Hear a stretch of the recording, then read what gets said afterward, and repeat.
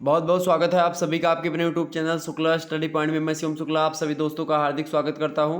और आपको बता दूं, आप लोगों ने इससे पहले जो है चैप्टर 1, चैप्टर 2 और चैप्टर 3 देखा होगा।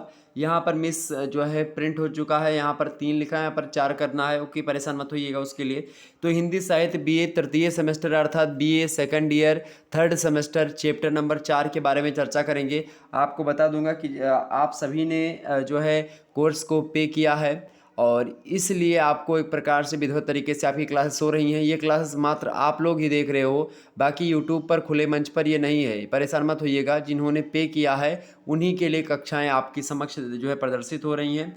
तो हिंदी नाटक के बारे में आज के वीडियो के माध्यम से हम जानेंगे। ओके, चलिए जानते हैं हिंदी नाटक के बारे में कि आखिरकार हिंदी नाटक में हमको क्या क्या चीज़ें जाननी होती है और किस प्रकार से हिंदी नाटक से अगर प्रश्न आएंगे तो हम उसके उत्तर को लिखने में समर्थ होंगे पूर्ण रूप से। सबसे पहले नाटक का उद्भव और विकास जानने से पहले भी नाटक के इतिहास पर भी हम चर्चा कर लेते हैं। देखिए, नाटक शब्द की अगर हम खास करके बात करें तो नाटक शब्द की जो व्युत्पत्ति हुई है वो किससे हुई है? वो नट धातु से मानी जाती है। किससे मानी जाती है? नट धातु से मानी जाती है, जिसका अर्थ क्या है? अभिनय। अभिनय माने क्या होता है? एक प्रकार से जैसे जो हीरो हीरोइन होते हैं खास करके, ये क्या करते हैं? अभिनय करते हैं। अर्थात एक प्रकार से मंच पर जा करके अभिनय करना, ठीक है, एक प्रकार से नाटक करना। ओके, अभिनय का यानी कि एक्टिंग जिसको कहते हैं। ओके, तो भरत मुनि के एक सूत्र के अनुसार अगर बात की जाए नाटक की, तो नाटक में लोक जीवन की जो वृत्तियां होती हैं, लोक जीवन मतलब होता है कि संपूर्ण जो व्यतीत कर रहे जीवन जीने वाले जो लोग हैं उन सभी की विचारधाराएं, वृत्ति माने मन की बातें, विचारधाराएं। तो एक सूत्र के अनुसार भरत मुनि कहते हैं नाटक में कि लोक जीवन की वृत्तियों का अनुकरण होता है क्या? जो नाटक होता है, यानी कि लोक जीवन की वृत्तियों का अनुकरण जब हम करते हैं तो वही नाटक होता है। ओके, आगे कहते हैं भरत मुनि ने खास करके नाटक में ऋग्वेद से क्या किया है? पाठ को ग्रहण किया है, और वहीं सामवेद से गान को आपके मतलब इसमें नाटक में पिरोने का प्रयास किया, रखने का प्रयास किया। यजुर्वेद से अभिनय को उठा लिया और अथर्ववेद से रस को ले लिया।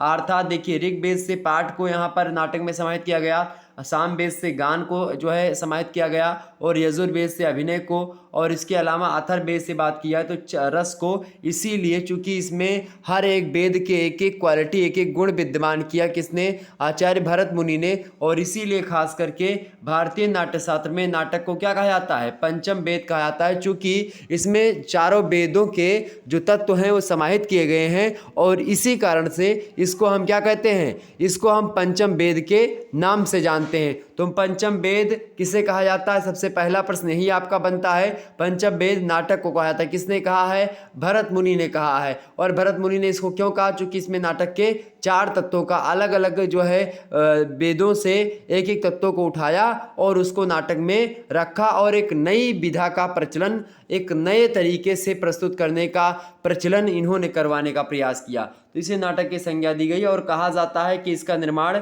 स्वयं ब्रह्मा ने किया था। किसका निर्माण? नाटक का निर्माण स्वयं ब्रह्मा ने किया था, ऐसा भी कहा जाता है जनश्रुतियों के अनुसार। तो इस प्रकार से ये चीज़ें कुछ इसके इतिहास से संबंधित थी। ओके, थोड़ा सा नाटक के बारे में समझ लेते हैं। नाटक क्या है, नाटक किसे कहते हैं, ठीक है, परिभाषा वगैरह इसकी। तो नाटक जो होता है, सभी लोग ध्यान से सुनिएगा, नाटक क्या है? एक रंगमंचीय विधा होती है। रंगमंचीय क्या होता है? एक मंच होता है और उस पर अभिनय किया जाता है, इसीलिए जो है रंगमंचीय क्या होती है? एक विधा होती है नाटक। ओके, डॉक्टर श्याम सुंदर दास कहते हैं, हिंदी के प्रकांड विद्वान, वो कहते हैं कि इसमें लोक परलोक की घटित अथवा अघटित घटनाओं को हम क्या करते हैं?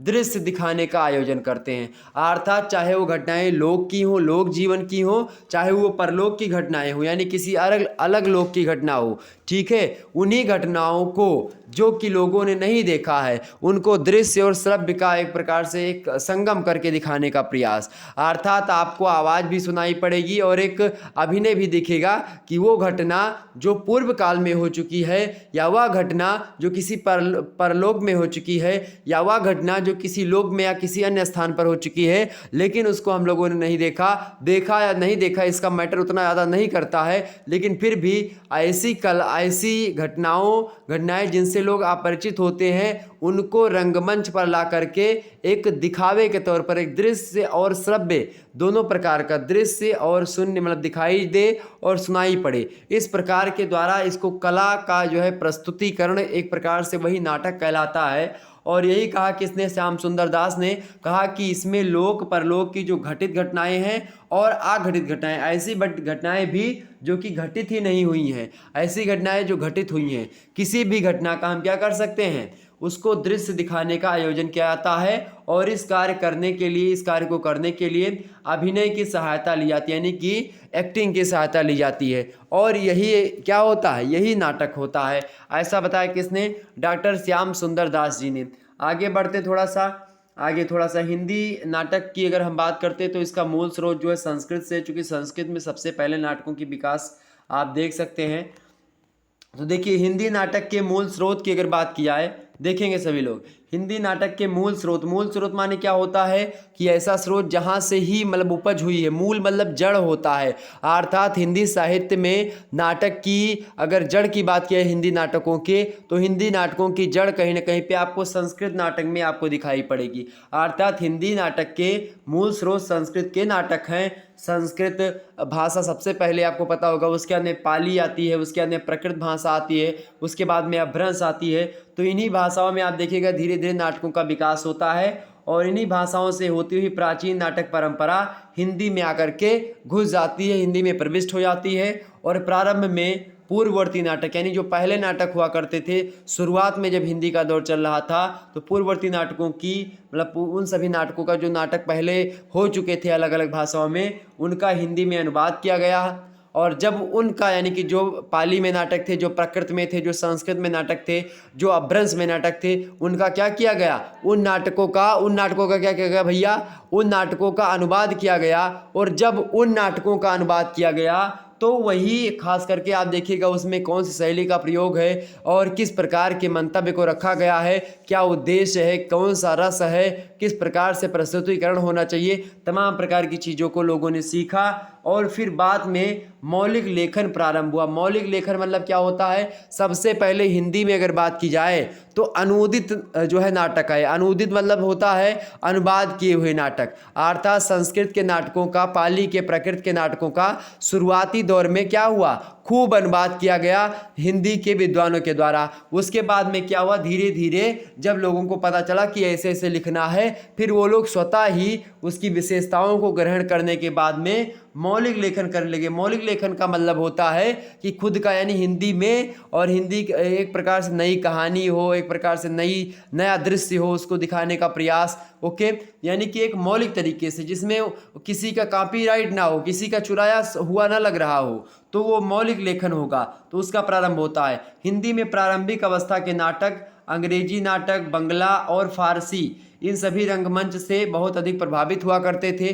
धीरे धीरे करके ये चश्मा उतरता गया और आज हिंदी नाटक की बात की जाए तो भारतेंदु युग और द्विवेदी युग और छायावाद तक आते थे। नाटक एक प्रकार से अपने पूर्णता को प्राप्त लगभग हो चुका था। अभी आगे चल करके हम विकास यात्रा में समझेंगे, स्वतंत्रोत्तर नाटक तक हम समझेंगे, स्वतंत्रता के बाद भी नाटकों की रचना हुई और उनकी क्या प्रासंगिकता रही, सभी को समझेंगे। ओके, तो अगर बात की जाए जो प्रारंभिक अवस्था में हिंदी के नाटक दिखेंगे उसमें अंग्रेजी, बंगला और फारसी, इन तीनों भाषाओं के जो एक प्रकार से रंगमंच की कला होती है उससे यानी कि उसी को ध्यान में रख करके या उससे प्रभावित थी, उससे सीख रही थी। ओके, ये बात ध्यान रखिएगा। आगे समझते थोड़ा सा। भारतेंदु जी के अनुसार, भारतेंदु जी कहते हैं नाटक के बारे में, भारतेंदु जी के अनुसार विशुद्ध नाटक रीति का ध्यान रखकर हिंदी का सर्वप्रथम मौलिक नाटक अगर किसी को कहा जाएगा वो तो नहुस नाटक होगा। कौन सा नाटक होगा, नहुस। उनके पिता यानी कि जो है भारतेंदु हरिश्चंद्र के पिता का नाम था गोपाल चंद। क्या नाम था, यानी गोपाल चंद, जिनको गिरधर दास के नाम से भी जाना जाता है। तो उनके पिता गोपाल चंद गिरधर दास के द्वारा रचित है नहुस नामक नाटक। और कब लिखा गया, 1859 ईस्वी में लिखा गया है यह नाटक। काठमांडू में कृष्ण चरितोपाख्यान नाटक की प्राप्ति हुई है जो कि भागवत महापुराण के 10वें स्कंद की कथा पर आधारित है। तो इस प्रकार से आप देखिएगा इन सभी नाटकों की प्राप्ति होती गई। महाराज विश्वनाथ सिंह के द्वारा रचित एक रचना है आनंद रघुनंदन, ये 1700 के आसपास की रचना है। लेकिन ये सारी रचनाएं नाटक के जो है पहलुओं पर खरी नहीं उतरती हैं। नाटक रचना के शास्त्रीय नियमों को अपनाया तो गया है, परंतु कालांतर में वह हिंदी नाटक के विकास को दिशा नहीं दे पाता। अर्थात हिंदी नाटकों की शुरुआत और एक प्रकार से मध्य तो ठीक रहा, लेकिन बाद में उन पर आप देखेंगे नाटकों के चूंकि रंगमंचीय कला पर नाटक, प्रसाद के नाटकों को आप देखेंगे तो रंगमंच वाले नाटक नहीं दिखेंगे आपको। ठीक इसी प्रकार से आगे अभी थोड़ा सा और समझते हैं। आचार्य रामचंद्र शुक्ल कहते हैं कि विलक्षण बात यह है कि आधुनिक गद्य साहित्य की परंपरा का प्रवर्तन नाटकों से हुआ। किससे हुआ है? आचार्य रामचंद्र शुक्ला का नाम आप लोगों ने सुना होगा, हिंदी साहित्य के सबसे बड़े आलोचक हैं। इन्होंने कहा कि विलक्षण बात तो यह है कि आधुनिक गद्य साहित्य, यानी कि सबसे पहले अगर गद्य साहित्य की बात की तो सबसे पहले जो विधा हिंदी साहित्य की, हिंदी गद्य विधा आई, उसका विकास में सबसे पहला जो गद्य विधा बात की है तो नाटक होते हैं। चूँकि भारतेंदु युग में नाटक प्रधान, नाटक एकांकी वगैरह, एकांकी भी वो भी नाटकीय एकांकी लिखी जा रही थी, एकांकी ऐसा कोई शब्द नहीं था।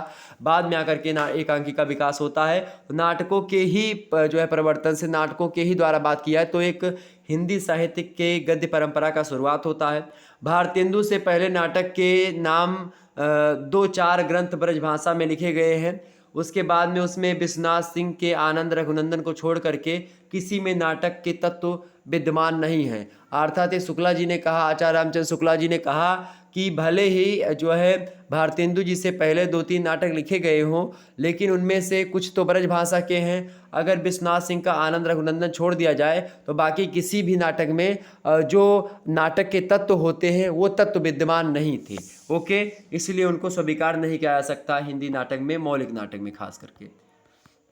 आगे बात की जाए, कुछ समीक्षकों ने हिंदी नाट्य साहित्य का उद्भव और विकास कब से बताया है?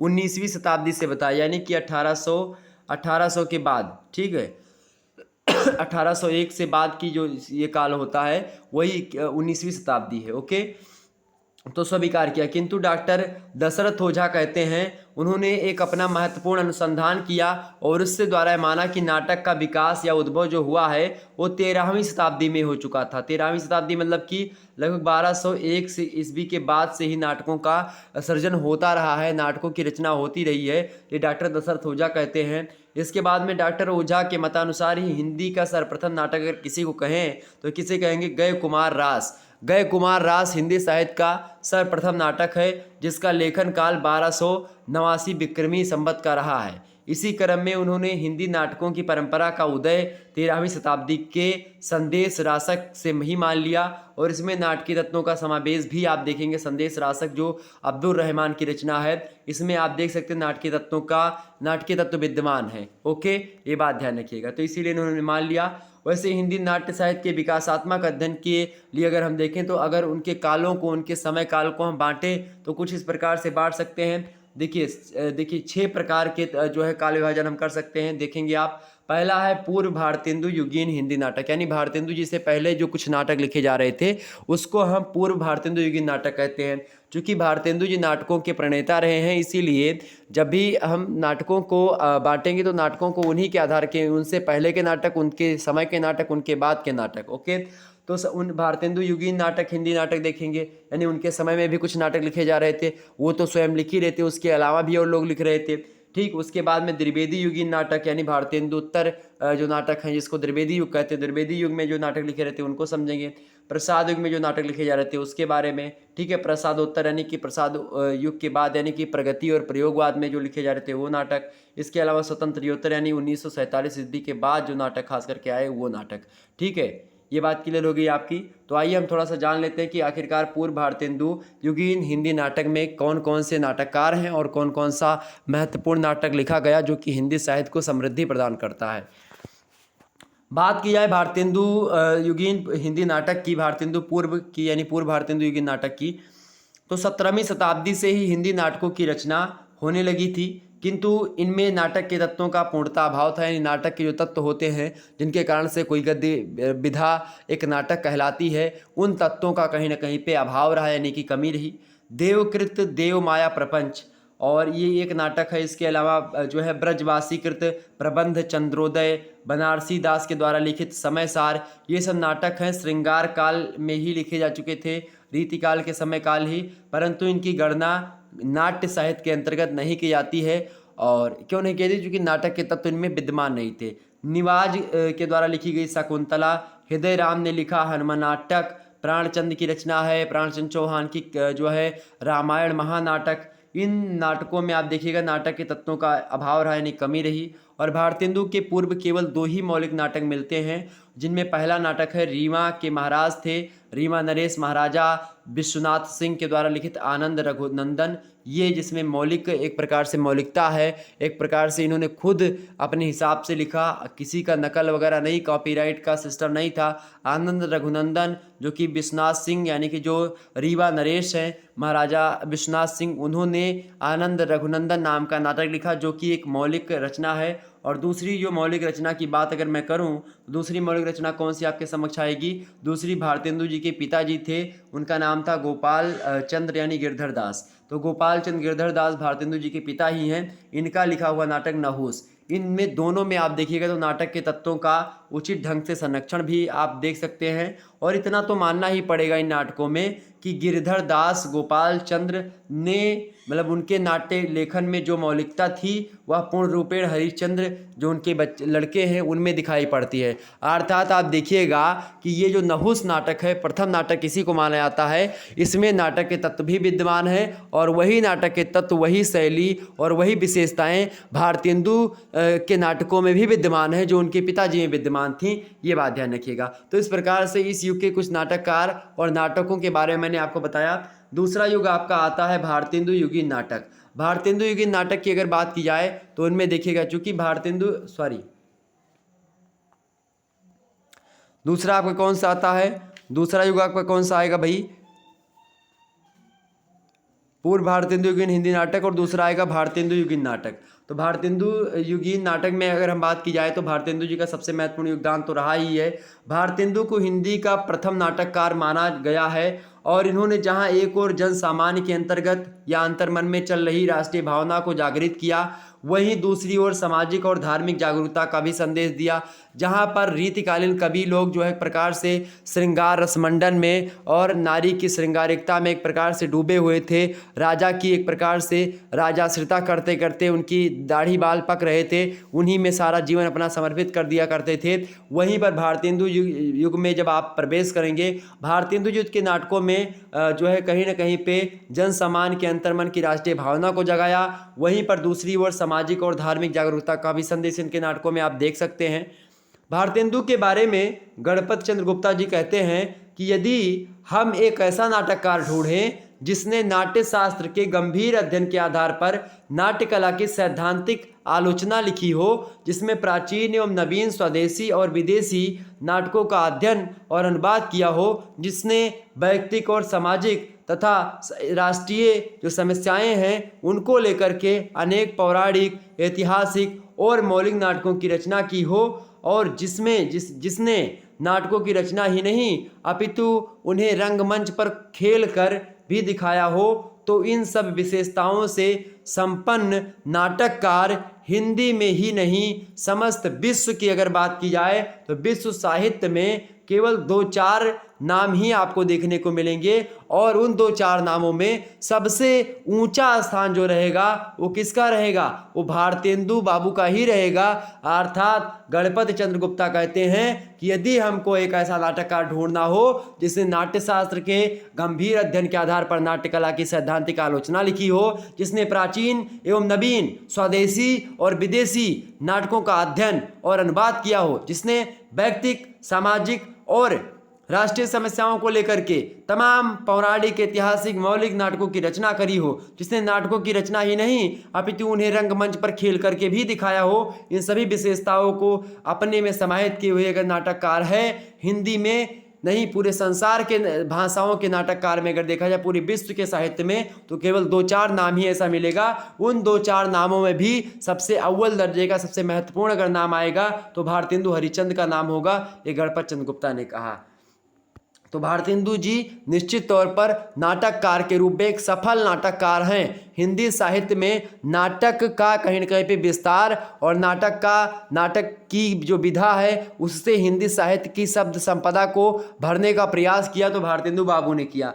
भारतेंदु ने अपने पूर्व के समय की सभी समस्त जो नाट्य परंपराओं के युगानुरूप संशोधन के साथ नाट्य परंपराओं को भी अपने अंदर ग्रहण किया, और भारतेंदु के पूर्व नाटकों के जो विषय वस्तु थी वो सीमित थी। वो लोग बहुत कम विचारधारा की पर नाटक लिखते थे, उन्होंने तोड़ा, मतलब जो पुरानी परंपरा थी उससे हट करके नाटकों की रचना लिखी और व्यापक स्तर पर जो है उसकी विषय वस्तु को ले गए। और इस युग की में आप देखिएगा भारतेंदु युग में लाला श्रीनिवास दास के द्वारा रचित प्रहलाद चरित नाम का नाटक, तप्त संवरण और रणधीर प्रेम मोहिनी, संयोगिता स्वयंवर, ये लाला श्रीनिवास ने लिखा है। ये सब भी नाटक बड़े फेमस हैं। और प्रताप नर मिश्रा भी इसी समय के नाटककार है। कलि कौतुक, कलि प्रभाव, जुआरी खुआरी, हठी हमीर, ये सब नाटकों की रचना पंडित प्रताप नर मिश्रा जी ने करी। अर्थात पंडित प्रताप नर मिश्रा, लाला श्रीनिवास दास और भारतेंदु हरिश्चंद्र, ये तीन ऐसे महानायक हैं भारतेंदु युग के नाटककार हैं जिनसे हिंदी नाटक जो एक प्रकार से आगे बढ़ा। और खास करके भारतेंदु युग में सामाजिक, राजनीतिक और राष्ट्रीय भावना से परिपूर्ण नाटक, व्यंग और प्रहसन लिखे गए थे। सामाजिक कुरीतियों पर व्यंग किया गया। भारतेंदु का प्रेम जोगनी नाटक, राधा कृष्ण दास का दुखनी बाला नाटक, प्रताप नर मिश्रा का गो संकट, ये प्रमुख नाटक हैं। ठीक है, ये बात ध्यान रखिएगा। भारतेंदु हरिश्चंद्र की बात की तो भारत दुर्दशा नाम का नाटक जो है ये दयनीय भारत के अनेक चित्र इसमें आपको देखने को मिलेगा। इसमें ही एक तो यही कि आओ सब मिल देखो भाई, हा हा भारत दुर्दशा देखी न जाई, इस प्रकार की चीज़ें हैं। मतलब भारत की जो स्थिति हो चुकी थी, भारत पहले कैसा था और आज कैसा हो गया है, ये दुर्दशा को दिखाने का प्रयास भारत दुर्दशा नाटक एकदम से विचित्र शैली का प्रयोग करके आता है और बड़ा अच्छा तरीके से उस समय की जो सामाजिक चीज़ें हैं, विद्रूपताएं हैं, उनको दिखाने का प्रयास करता है। भारतेंदु युग में खास करके दैवीय और पौराणिक पात्रों में कमी की गई एवं उनके स्थान पर मानव पात्रों का सृजन किया गया। नाटकों का संबंध मानव जीवन से स्थापित करने का श्रेय अगर किसी व्यक्ति को जाता है तो भारतेंदु हरिश्चंद्र जी ही हैं। और उनके युगीन नाटककारों में भी आप ये शैली, ये विशेषता देख सकते जो भारतेंदु जी में आपको मिलेगी। और इन नाटकों में ब्रजभाषा के स्थान पर खड़ी बोली में और पद्यात्मक भाषा के स्थान पर गद्यात्मक भाषा का प्रयोग नाटकों में आप देख सकते हैं। अर्थात नाटक जो अभी तक पद्यात्मक शैली में लिखे जा रहे थे वो नाटक अब गद्यात्मक शैली में लिखे जा रहे थे, और जहाँ पर ब्रजभाषा का प्रयोग हो रहा था अभी तक, चाहे काव्यों में बात की जाए चाहे उसमें गद्यों में बात की जाए, उसमें अब खड़ी बोली की झलक दिखाई पड़ने लगी थी। तो इस प्रकार से यहाँ तक नाटकों की रचना होती गई थी। पंडित प्रताप नर मिश्रा, लाला श्रीनिवास दास, इसके अलावा और भी व्यक्ति हैं जिन्होंने, राधा कृष्ण दास हो गए, श्रीनिवास दास, पंडित प्रताप नर मिश्रा, भारतेंदु हरिश्चंद्र, ये सब इस युग के फेमस नाटककार रहे हैं। तीसरा युग जो आपका आता है इसके बाद में वो होते द्विवेदी युगीन हिंदी नाटक। द्विवेदी युग की बात की है तो आप देखेंगे 1900 से लेकर के लगभग 1920 तक का जो समय काल है वही द्विवेदी युग है। भारतेंदु युग 1950 से आप मानते थे 1900 मतलब कि 1850 से 1900 का समय काल है भारतेंदु युग जो बीत गया, और उससे पहले का काल जो था वो भारतेंदु मतलब पूर्व भारतेंदु युग कहा जाता है। ओके, तो द्विवेदी युग की अगर बात की जाए तो इस युग में मध्य वर्ग की वृद्धि के कारण नाटककारों का संबंध सामान्य जनजीवन से टूट गया था, और इस युग में नाटकों पर सांस्कृतिक और राजनीतिक आंदोलनों का प्रभाव पड़ता गया। महावीर प्रसाद द्विवेदी शैली और भाषा में परिष्कार और परिमार्जन करने में ही अपने आप को निमग्न मतलब उन्होंने कर दिया। यानी भाषा में जो विद्रूपता थी, भाषा के विशेषताओं में जो कमियां थी, भाषा में जो वैज्ञानिकता नहीं थी, उसको सुधारने का काम अगर किसी ने किया तो वो सरस्वती पत्रिका के संपादक हुए 1903 ईस्वी में महावीर प्रसाद द्विवेदी। उन्होंने ही ठेका ले लिया कि हिंदी के मतलब हिंदी को एक जो है हिंदी भाषा को समृद्ध करा, हिंदी शब्दकोश को संवारा, उसको सही तरीके से किया, और इसका श्रेय पूर्ण रूप से महावीर प्रसाद द्विवेदी को आता है। तो हिंदी नाटकों पर उनका ध्यान उतना रह नहीं पाया जितना भाषा के परिमार्जन और परिष्कार पर उनका रहा, ये बात ध्यान रखिएगा। इन्होंने, महावीर प्रसाद द्विवेदी जी ने नाट्य लेखन पर विशेष जोर नहीं दिया, और इसी कारण से इस युग में नाटकों की विशेष रूप से उन्नति नहीं हो पाई। भारतेंदु युग के उपरांत प्रसाद युग में ही नाटक पूर्णता को प्राप्त हो पाया। प्रसाद युग मतलब कि छायावाद में आकर के प्रसाद जो थे वो नाटक लिख रहे थे, और प्रसाद के नाटक रंगमंचीय दृष्टि से एकदम से वो सही नहीं थे, अर्थात रंगमंच की दृष्टि से प्रसाद के नाटकों को हम नहीं देख सकते हैं। ऐतिहासिक नाटक थे जो कि एक संदेश देते थे, इतिहास से चीज़ों को उठा करके और उसको लिखना इनका एक प्रकार से कर्म था भारतेंदु जी का। तो इसी कारण से युग में नाटकों की विशेष रूप से उन्नति नहीं हो पाती है। भारतेंदु युग के उपरांत प्रसाद युग में ही हिंदी नाटक पूर्णता को प्राप्त होता है। द्विवेदी युग में नाटकों पर विशेष ध्यान नहीं दिया गया, इसमें भाषा के परिमार्जन और परिष्कार पर ध्यान दिया गया, और ऐतिहासिक नाटकों की रचना बहुतायत इसी मतलब मात्रा में द्विवेदी युग में ही होती है। जगन्नाथ चतुर्वेदी का तुलसीदास नाटक, वियोगी हरि का प्रबद्ध यामिनी नाटक, मिश्र बंधुओं का शिवाजी नाटक, माखनलाल चतुर्वेदी का कृष्ण अर्जुन युद्ध नाटक, ये सब इसी प्रकार के नाटक हैं जो कि कहीं ना कहीं पे ऐतिहासिकता पर बल देते हैं। ठीक, नाट्यिकता यानी रंगमंच को ध्यान में रख करके नहीं लिखे जा रहे थे इस समय के नाटक। इसके अलावा अगर बात की जाए इस युग की, तो इस युग में अनेक अनुदित नाटक देखने को मिलते हैं। बंगला और अंग्रेजी के नाटकों का अधिक अनुवाद आपको जो है देखने को मिलेगा, खास करके द्विवेदी युग में। बंगला के उत्कृष्ट नाटकों का अनुवाद पंडित रूपनारायण पांडे ने किया, और शेक्सपियर के नाटकों का अनुवाद गोपीनाथ पंडित ने किया। तो इस प्रकार से अंग्रेजी और बंगला के जो नाटक लिखे गए बढ़िया बढ़िया, उनका हिंदी में अनुवाद करके इन लोगों ने अनुदित नाटकों की रचना करी। द्विवेदी युग के पूर्व जो है नाट्य प्रवृत्तियों का विकास हुआ, नाटकों में पद्यात्मकता घटने लगी, गद्य की भाषा में तत्सम शब्दों की बहुलता के कारण से निखार आता गया। इस प्रकार से भाषा के रूप में, यानी कि चाहे नाटकों की भाषा हो चाहे अन्य किसी चीज़ की भाषा हो, वो भाषा में सुधार, भाषा में एक तारतम्यता, भाषा में एक लयबद्धता, भाषा में गद्यात्मकता एक चरम सीमा पर पहुंच गई। यानी कि भाषा के मामले में ये युग जो है सबसे बेस्ट रहा। इसके बाद में आया आपका प्रसाद युग, अर्थात छायावाद की अगर मैं बात करूं, प्रसाद युग हिंदी नाटक का एक प्रकार से बात की जाए तो स्वर्णकाल कहा जाता है।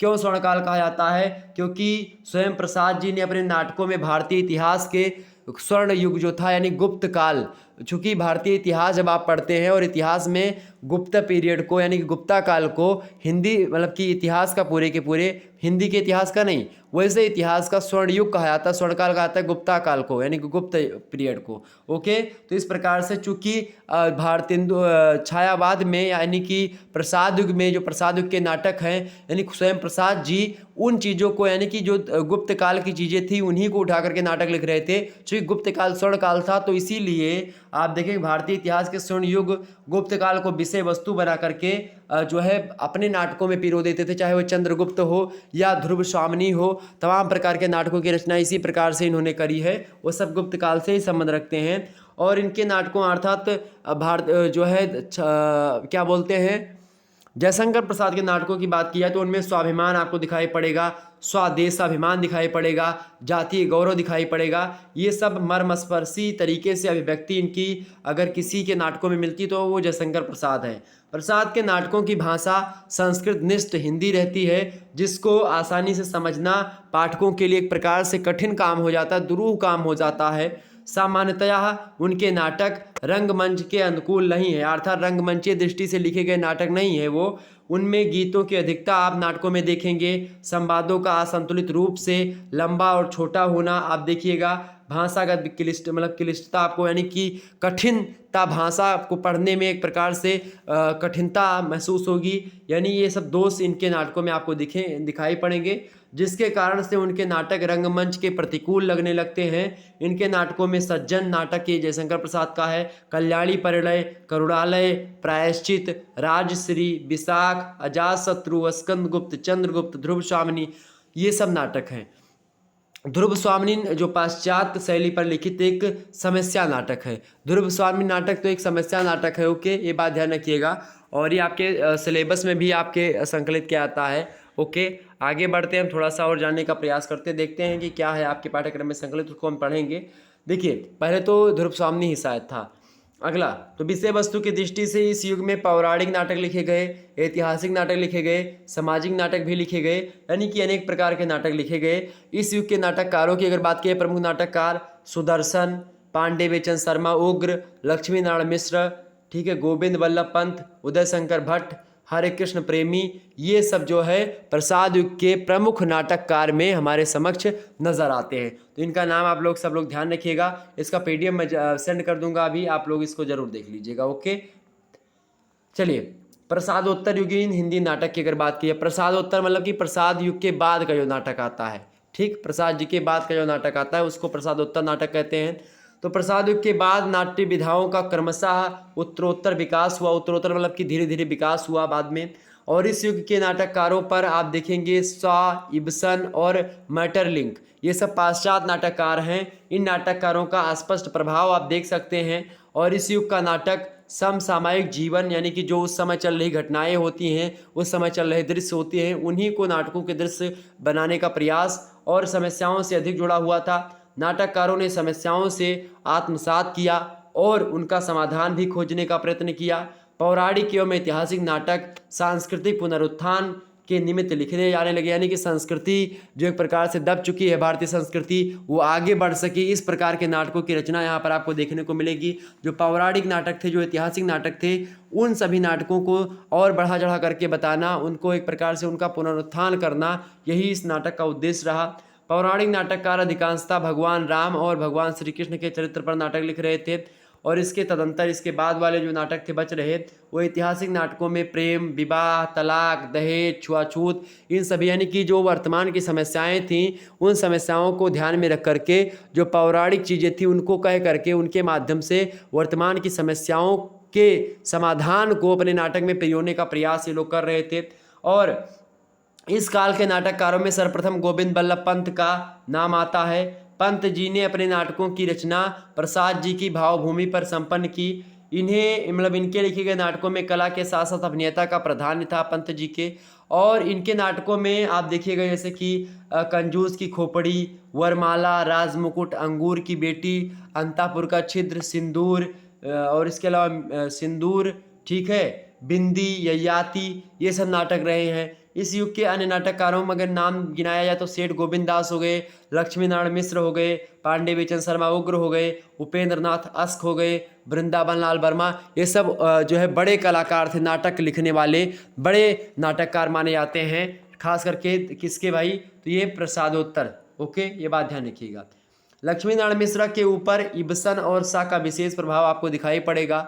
इन्होंने हिंदी नाट्य साहित्य में समस्या प्रधान नाटकों की श्रीवृद्धि करी, यानी कि समस्या प्रधान नाटक यानी समस्या को एक आधार बना करके उसकी समस्या की पूर्ति यानी कि समस्या का समाधान अपने नाटकों में करने का प्रयास। और सबसे पहले हिंदी नाटकों में इसका श्री गणेश करने का प्रयास किसे आता है, लक्ष्मी नारायण मिश्रा को आता है। इससे पहले इब्सन और शॉ वगैरह पाश्चात्य जो है साहित्य में कर रहे थे।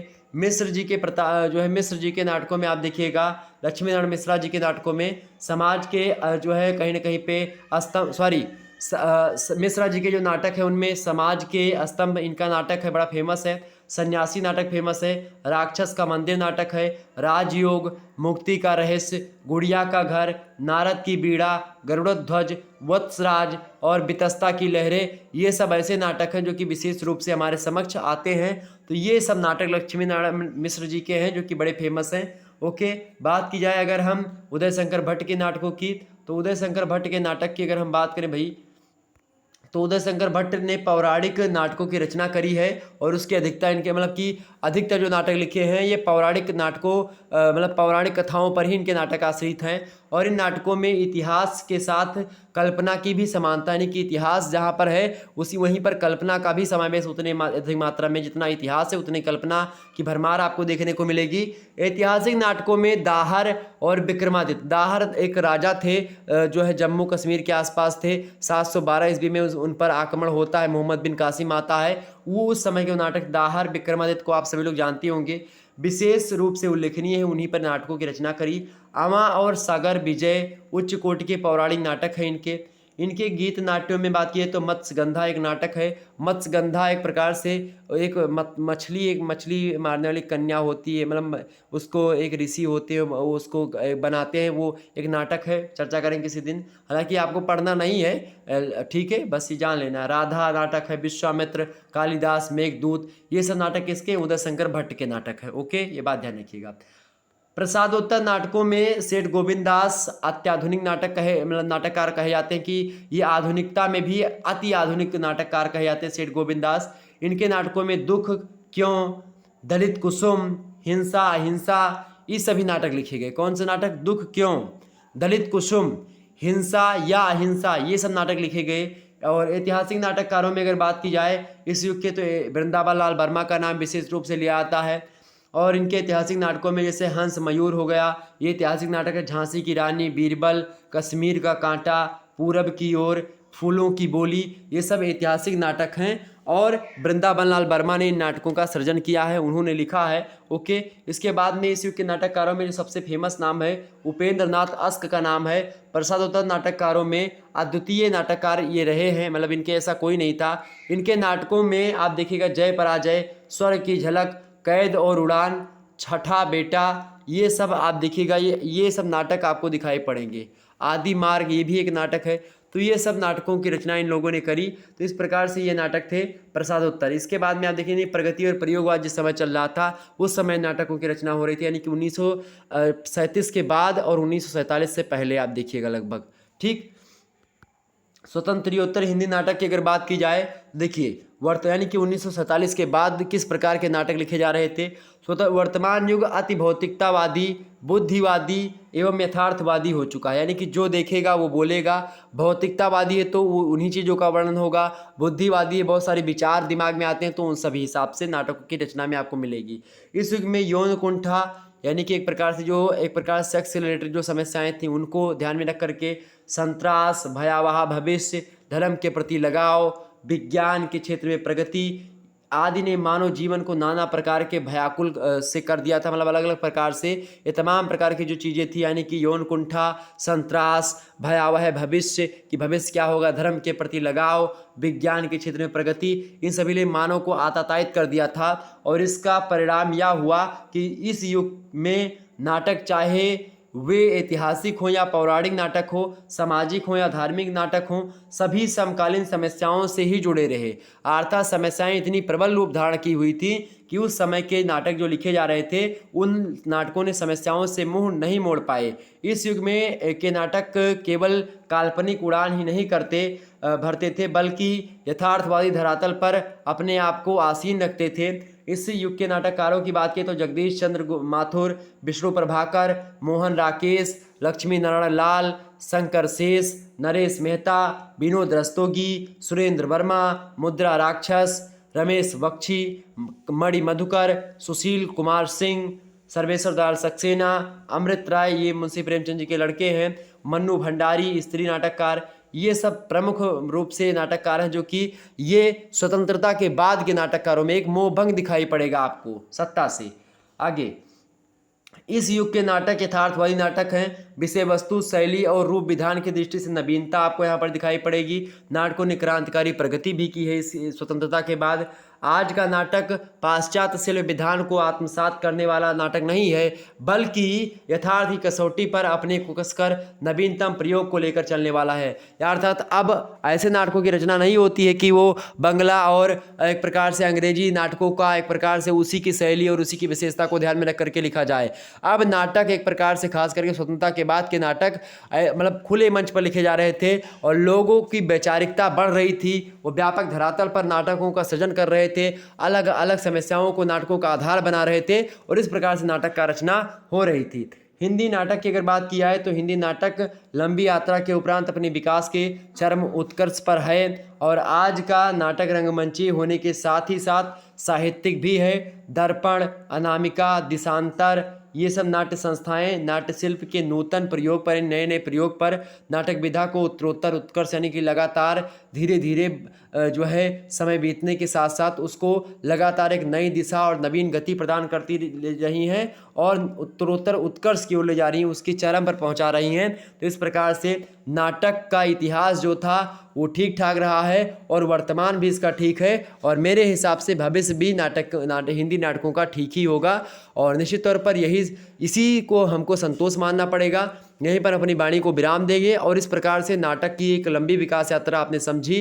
भारतेंदु से पूर्व युगीन नाटकों को लेकर के फिर भारतेंदु युगीन नाटक समझा आपने, उसके बाद में फिर द्विवेदी युगीन नाटक समझा, उसके बाद में प्रसाद युगीन नाटक, प्रसादोत्तर युगीन नाटक मतलब प्रसादोत्तर युग के नाटक, उसके बाद में स्वतंत्रता यानी स्वतंत्रता के बाद के नाटकों के बारे में समझा।